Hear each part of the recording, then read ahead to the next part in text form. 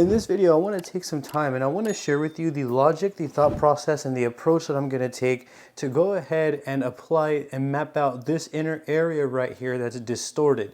This is a dense, detailed area that requires fine lines and accuracy, so I figured it'd be a good moment to make this video and share with you how I'm going to go about accomplishing that. Now, if you have any questions at any point, I'm going to encourage you to drop a comment down below. I will do my absolute best to assist you in the best possible direction. If you find this video helpful, consider giving it a thumbs up and subscribing to my channel, as I would greatly appreciate your support. Let's get right on into this. It's important to note that this is not by any means the only way to go about mapping out a distorted stencil. This is not definitive. I'm just sharing with you my logic and my approach that I'm going to take to apply this distorted area right here. Now, I have a couple of ways that I'm going to approach this. I'm going to apply, one way I can do it is either apply literally whatever I already see that's there. So that's one way, very straightforward, very practical. I don't need any sort of reference or anything. I'm just going to go straight in and then apply and then kind of map it out and improvise a little bit. Now, we have to be careful, because if we improvise and we don't really meet the mark and we miss it, then that's actually going to take away from the design and the center that originally existed, which is what the client agreed to, or the person getting tattooed. Now, what else we can do is we can use the reference. For example, if we drew it in the iPad, or even in this case, the stencil is still good, as you can see, I can have this by my side and then look at all of the details and then apply them line by line. So that's what I'm going to do. I'm going to use a little bit of both scenarios here, and then I'm going to go ahead and combine them to go ahead and accomplish and map out this inner area right here. So what I'm going to do is I'm going to place the reference off to my left where I can see it easily, and then I'm going to go ahead and start taking a look here at this area. And what I'm going to look at is I'm going to look at the area that I can apply that I know definitively is there. And that's really the most important thing. We have to make sure that we're going to apply the area that is positively there. And for that area, I'm going to probably start around right here. As you can see, this line's absolutely there. And then if we go right here, this line right here is there. And then if we look at the stencil, that's all there as well. So everything does check out. So let's go ahead and kind of begin. I'm not going to overthink it. All I'm going to do is I'm going to pick a line in this area that I'm going to need to be tattooing, and then I'm going to apply it. So A to B is going to be right here. And I'm not going to go ahead and commit to bold lines. All I'm doing is just very faint, simple ghost lines, but I still want them to be as clean as I can get them. I don't want them to wobble and look weak. And then from here, I'm going to go ahead and kind of just pay attention to everything. So you can kind of see right here, this area gets a little bit distorted. So I have to pay attention and keep in mind where we're going right here.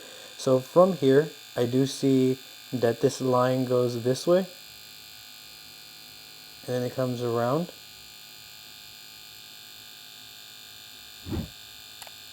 And this is another line that I am positively sure should be existing. I'm going to go ahead and kind of just taper out there, but this is all still going to go connected.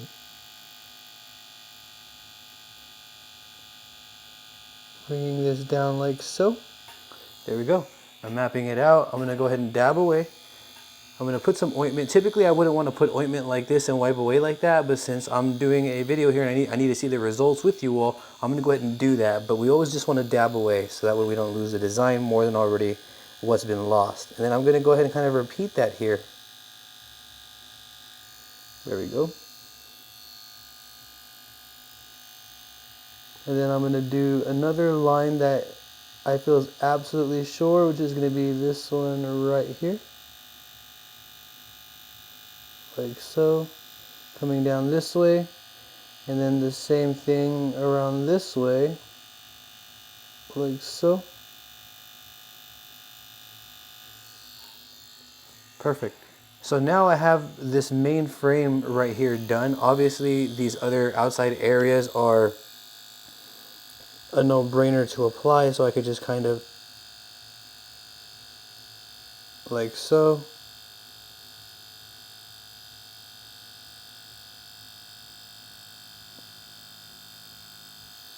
And repeat. Okay, perfect. And then I'm going to go ahead and kind of go back into the center area, which is where the true distortion is at. And then we're going to repeat there. So now I'm going to go ahead and kind of just step a little bit away from the reference because I see some absolutes here. So I'm going to go ahead and apply what I actually see. So the first thing that I see is definitively this inner area right here. Just like that. I'm gonna go ahead and dab away.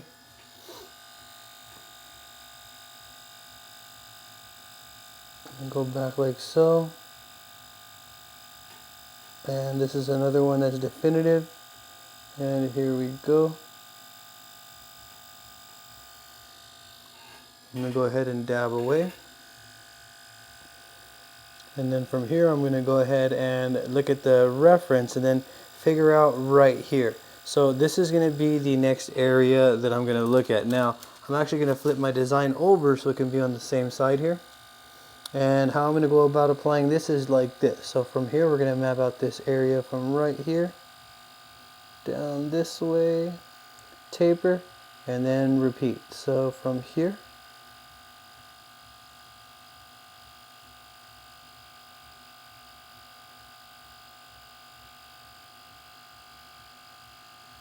bring it down like so, and perfect. And then I'm gonna go ahead and dab, put some ointment, wipe away, and we're gonna keep working this design until it's complete. So the next area that I'm gonna go ahead and apply would be right here. So you can kind of see all of this is like neighboring one another.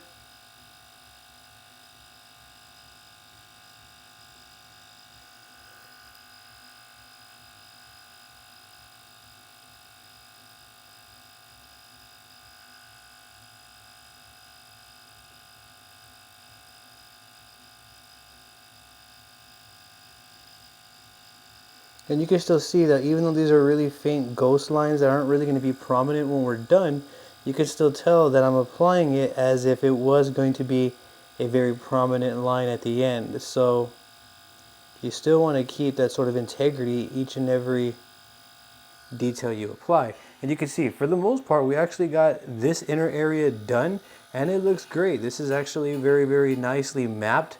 And then I can actually continue if I'd like the process all the way around here. You get the idea, just kind of mapping out these areas. Granted, we are going to be going over them, so they're not really going to be too prominent at all. The line weights are going to fluctuate and change in correspondence to what the stencil actually shows. But you can see though, that right there is exactly how we want to go about mapping distorted areas, or that's one of the ways that we can go about mapping out distorted areas with the stencil. We don't have to panic. I think it's non-conducive to anything. It's not going to help to panic and get nervous. To try replacing the stencil over and over and over could be more work and uphill when we can kind of just push through it as an artist and then make our way around the design by referencing the reference, using that source material and using our artistic abilities to make our way through and kind of just wing certain areas. I improvised very minimal here, but I did do it just a bit and it still looks great. It's very close to what the original stencil was reflecting there, and the results are very clean. A lot of that has to do with the care that I'm putting into these thinner lines here. I'm not wobbling, I'm not rushing them, I'm making sure that they're nice and clean. And then when I go back and shade, again, they're not really going to be prominent, especially when everything else becomes saturated and everything else becomes applied. So that right there though is pretty much the exact process that I'm going to take to decipher and break down distorted stencil areas. Now I do hope that you can take something from this video. I do hope that you can find some value. If you have any questions at all, please feel free to drop a comment down below. I'm going to do my absolute best to assist you in the best possible direction. Before I go, please don't forget to subscribe to my YouTube channel and ring that bell for me, as I will be bringing more videos like this for you. I appreciate you, your time, and your support. Thank you very much for watching, and I hope you have a great day.